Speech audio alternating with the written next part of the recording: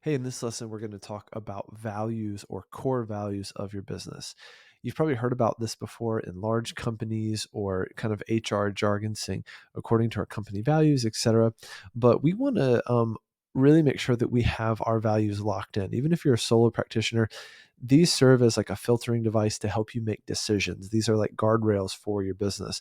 The fact is, you have many decisions, big and small, to make about your business all the time. And so, in order to do that effectively, we really want to be making them based on our core values.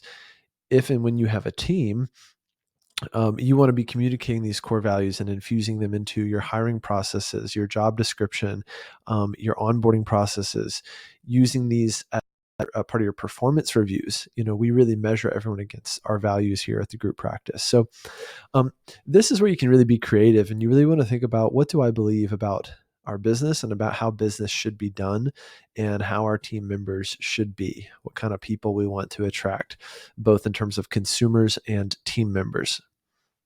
So I'm just going to walk you through. These are the values for my own group practice. You're welcome to take some inspiration from them. But again, it's just going to be a process of you sitting down and thinking about what really matters to you, creating an initial draft of your values, knowing that you can always come back and revise them over time. The first one we talk about is humble confidence. So, carries self with a balance of pride and humility. We really want our clinicians to be confident in what they do, but have that humility to be coachable, teachable, to acknowledge their weaknesses, etc. Cultivates community. So they collaborate with colleagues openly. They offer support and expertise, both internally, to our team, and also externally to other providers, other therapists, um, and really, internalizing that sense of community and showing people what we're all about.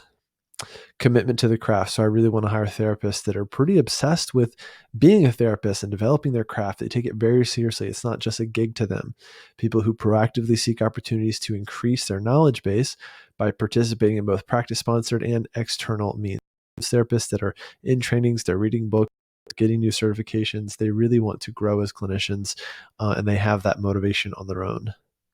Finally, full cup first. So they manage their own wellness as a priority to be fully present in client care. This is a huge one, right? If you can't take care of yourself, you can't take care of others. So I'm extremely proud of these values. It's taken a long time to get to these.